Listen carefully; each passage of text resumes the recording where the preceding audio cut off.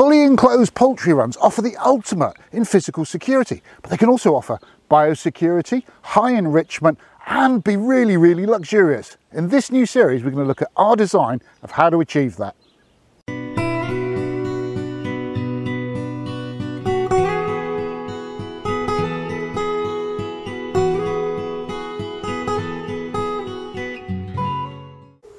Welcome to English Country Life. My name is Fiona, and together with my lovely husband Hugh, we run a small holding homestead here in Lincolnshire in the UK, and welcome to our brand new project. This is going to be what we like to think of as the ultimate poultry run.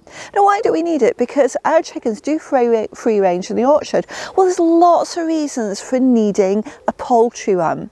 It may be that you go out to work and actually you want to be sure that your chickens are safe while you're out at work and they're not going to be escaping over fences and getting into all sorts of bother. So this kind of structure is really, really useful, and you could even put a coop cam in place to keep an eye on the chickens during the day so you know exactly what they're doing by checking it on your phone.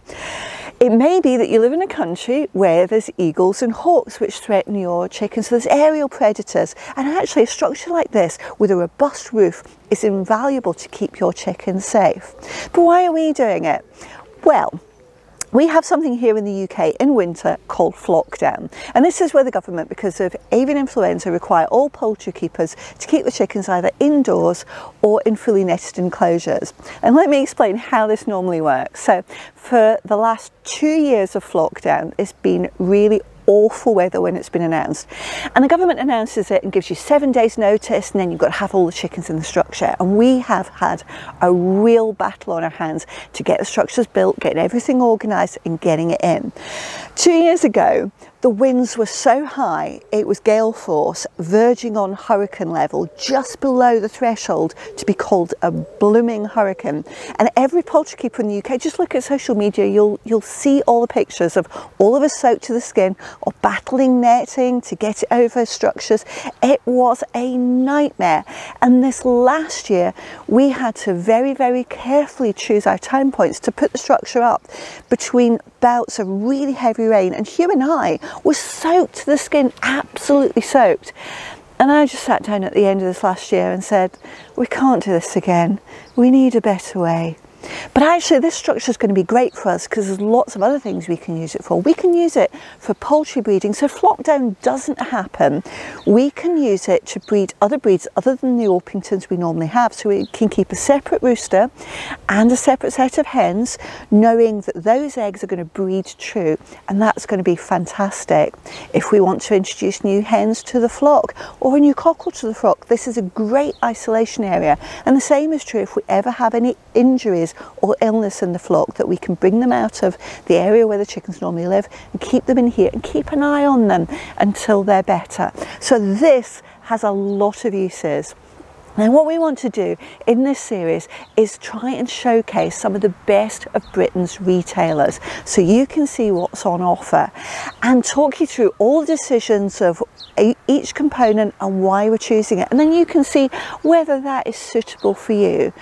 But enclosures, the biggest point we want to get across in this is enclosures for your poultry don't have to be low welfare. They can be very high welfare, lots of enrichment, and you don't have to have just be limited by the floor space. You can use the height as well to give them high perches and lots of things to play on and just have fun. But let's get started and have a look at our overall plans. Right, I'm going to give you a quick tour of what our plans are, but this is going to be a multi-part series because honestly there's so much to talk about, we can't cover it in one video. It would be a feature-length film, and I know you want me to star in feature-length films, but it's not going to happen on this occasion. I think it's more than the human frame can stand. We started chicken keeping as most people do. We kind of did what we thought was right, and our plans and our approaches have evolved. But what we've got this time is an opportunity to stand back and really think and make a planned ultimate chicken enclosure now, with the benefit of the knowledge that we've built up over the years.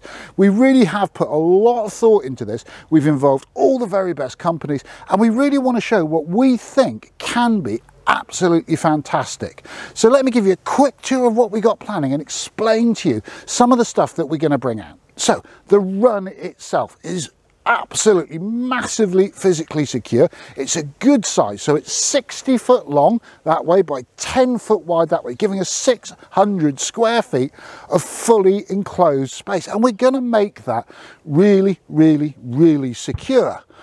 But on top of that, we're going to add some of the latest developments in electric fencing to beef that security up even further, so that we know that our really valuable breeding livestock is protected. And we've got some fantastic ideas and new products to demonstrate that really going to make that not only effective but suitable for this area, which doesn't have any mains power, but also so that we know that it's working, so that it's efficient, that it's effective, and it massively adds to the biosecurity as well as the physical security. But the thoughts go even further than that. We're going to look at specialist feeders and drinkers. Now that might sound strange, but again, if you're in an environment with avian influenza, things like protection from falling feces from above matter to that. So even down to these levels of detail, we're trying to put a lot of thought into what's perfect, what's absolutely right. If you get to design a thing from scratch, how's it going to look? And that's going to extend to the coops. Are the coops suitable for this kind of structure? Are they suitable for the kind of breeds that we're working on? And we're going to look at all the options in each of these types of things. So there are different sizes, different shapes of run, different heights of run, different kinds of wire. There's different types of coops that are suitable for different kinds of breeds, and we want to touch on all of those things. But ultimately, I think you'll agree, it's going to be something very, very special. The first decision we had to make was location. And why have we chosen this one? It's quite simple. We've had the enclosure here for the last 3 years for flockdown, and it's basically because it's an area which has got lots of trees and lots of shrubs, and the ground is full of tree roots, so we can't really use it for anything else. So it was a really good area to go with.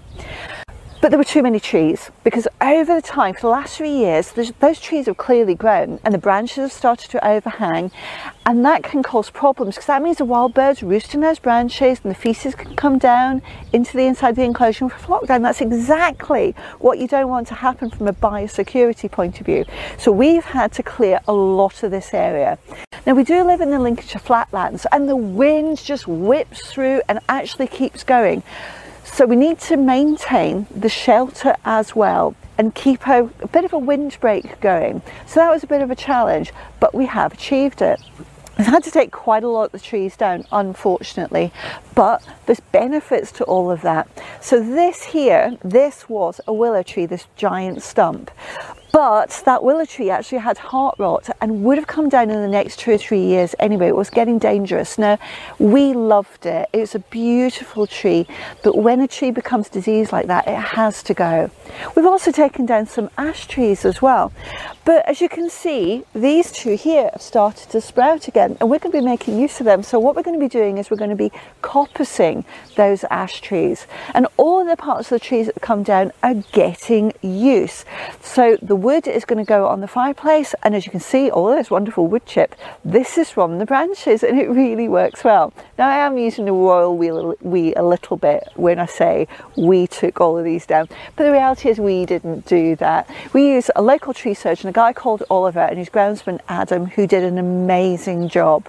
They did in 1 day, which would have taken us 5 days to complete, and no one lost a limb, because me with a chainsaw actually is not a great idea. I'm fine with an electric chainsaw. With a petrol chainsaw, it's dangerous, and the local hospital would have had to be on standby. I know my limitations. But what we've got now is we've achieved an area which is light, which is open, but still maintains that shelter. As we've said, our ultimate poultry enclosure is far more than just the run, but the run is a critical component. So I want to talk to you briefly about the run we've selected, why we've selected it. If you're a regular viewer to the channel, you know that we love the Lincolnshire firm of Garden Life Direct. They're just up the road from us. They are a proper engineering firm, and you can talk to real people, and you've got great flexibility of what you buy, and they will specify it according to your needs, and they'll advise you and help you and let you choose. So let me explain why we chose this one. First off, look at the poles, right? This isn't one of them flimsy green things with little tiny bendy poles. This is 38mm hot dipped galvanized poles. Once I've built this, I don't want to be doing maintenance on it in a year or two, and this is going to last and last and last. It's super strong, like scaffolding poles. Then we've got to talk about the mesh. We've gone with a 25mm by 25mm 1-inch square weld mesh, and it's one of the 3 options they offer. They offer a standard chicken wire. They also offer a 1/2-inch weld mesh, which is unbelievably robust.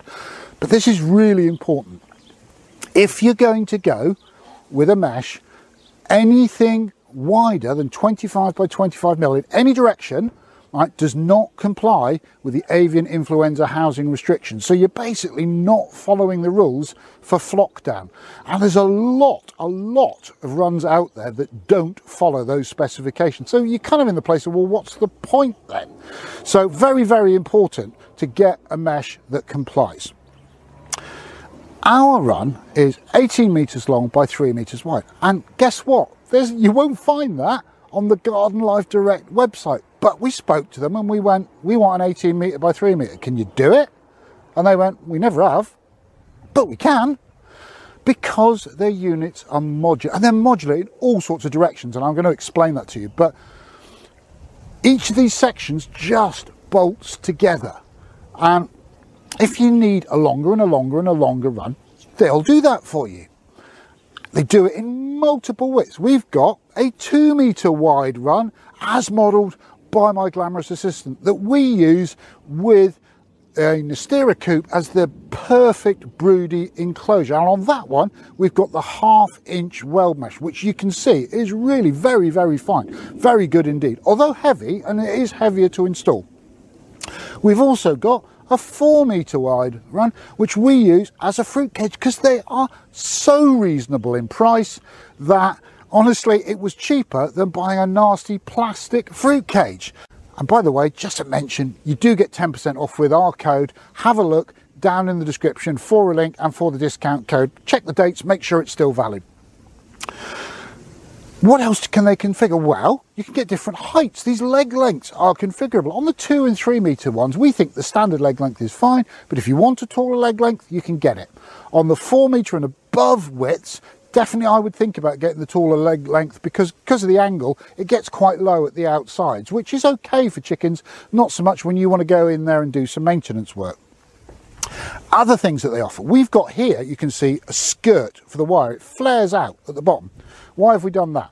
Well, when Charlie Fox comes up, tries to dig his way in at the edge of the run, he can't, because as he gets through the wood chip that we're going to put back on top, he hits wire mesh, can't dig underneath. If you've got a real dig problem, you can even specify a full wired floor for your enclosure to make sure that nothing can get in from underneath.